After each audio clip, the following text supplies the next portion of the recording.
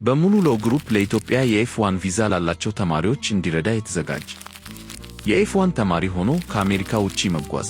ዓለም አቀፍ የጉዞ ዕቅዶችን ከማድረግዎ በፊት የሴቪስ ምዝገባው ወቅታዊ እና አክቲቭ ወይም በሥራ ሁኔታ ላይ መሆኑን ያረጋግጡ። ዲኤስኦ የተማሪዎች ጉዳይ ኃላፊ በአይ-20 ፎርም ላይ የጉዞ ማረጋገጫ በሚለው ክፍል ውስጥ ባለፈው ዓመት ውስጥ መፈረሙን እና ከ5 ወር በላይ ከሀገር እንደማይወጡ ያረጋግጡ። በመጠባበቅ ላይ ያለ የተግባር ሥልጠና ማመልከቻ ካለዎት ከዩናይትድ ስቴትስ መውጣት አይመከርም። ዩኤስሲአይኤስ የኦፒቲ ማመልከቻውን ካጸደቀ የሥራ ፍቃድ ሰነድ የኤዲ በአሜሪካ አድራሻው ይደርስዎታል። ወደ ዩናይትድ ስቴትስ ለመግባት የኤዲ በእጅዎ እንዲኖሮት ይጠበቃል። ወደ አሜሪካ የአየር ወይም የባህር በር ሲደርሱ የአሜሪካ የጉምሩክና የድንበር ጥበቃ ሲቢፒ መኮንኖችን ለመጀመሪያ እና አንዳንዴም ለሁለተኛ ምርመራ ያጋጥመዎታል። የሲቢፒ መኮንን እንደ ሁኔታው የሚሰራ ፓስፖርትዎን፣ የአይ-20 ፎርም፣ የተማሪ ቪዛውንና የተግባር ሥልጠና የሥራ ፍቃድ ሰነድዎን የኤዲ ሊጠይቅ ይችላል። የሲቢፒ መኮንኖች የኤሌክትሮኒክስ መሣሪያዎችዎን ሊፈትሹ ይችላሉ። የኤፍ2 ጥገኞች የኤፍ2 ጥገኞች በዩናይትድ ስቴትስ ውስጥ በሚቆዩበት ጊዜ ሕጋዊ ደረጃቸውን ጠብቀው መኖር አለባቸው።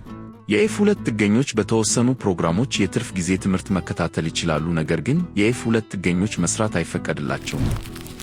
የአድራሻ ለውጥን ሪፖርት ያድርጉ። የሴጊስ ምዝገባው እንዲዘምን ወይም አፕዴት እንዲሆን የአድራሻ ለውጥ ከተደረገ በ10 ቀናት ውስጥ ለተማሪ ጉዳዮች ኃላፊ ዴዚግኔትድ ስኩል ኦፊሻል እና ለዩናይትድ ስቴትስ ዜግነትና ኢሚግሬሽን አገልግሎት ዩናይትድ ስቴትስ ሲቲዝንሺፕ ኤንድ ኢሚግሬሽን ሰርቪስ ያሳውቁ። ኤፍ1 ደረጃ ማጣት የኢሚግሬሽን ደንቦችን ወይም የአሜሪካን ሕጎች ከጣሱ ኤፍ1 ደረጃውን እና ጥቅማ ጥቅሞችውን ለምሳሌ የሥራ ፍቃድ ሊያጡ ይችላሉ። የአሜሪካ የውጭ ጉዳይ ሚኒስቴር በአሜሪካ ውስጥ እያሉ በተለያዩ ምክንያቶች ቪዛውን ሊሰርዝ ይችላል። ቪዛ መሰረዙ በራሱ ከሕጋዊ ደረጃ አያስወጣዎትም። የሴቪስ ምዝገባው በዲኤስኦ የተማሪዎች ጉዳይ ኃላፊ ወይም በአይስ የኢሚግሬሽን እና የጉምሩክ ማስፈጸሚያ ሊቋረጥ ይችላል። ቪዛው ከተሰረዘ ወይም የሴቪስ መዝገቦ ከተቋረጠ ከሀገር የማስወጣትና ወይም የማቆያ እርምጃ ሊወሰድብዎ ስለሚችል ከታመነ ጠበቃ ምክር ማግኘት አለብዎት። ጠበቃውን ለመገናኘት በዝግጅት ላይ ሳሉ የሚከተሉትን ማድረግ አለብዎት።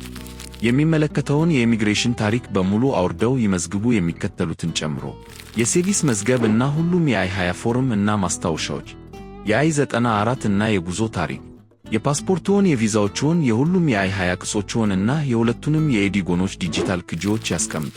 መረጃ ለሦስተኛ ወገን እንዲለቀቅ ለማስቻል ፋሚሊ ኤጁኬሽናል ራይትስ ኤንድ ፕራይቬሲ ራይትስ ኤንድ ፕራይቬሲ አክትስ ኤፍአርፒኤ እና አይስ ፕራይቬሲ ዊቨር ፎርም 60001 ይፈርሙ።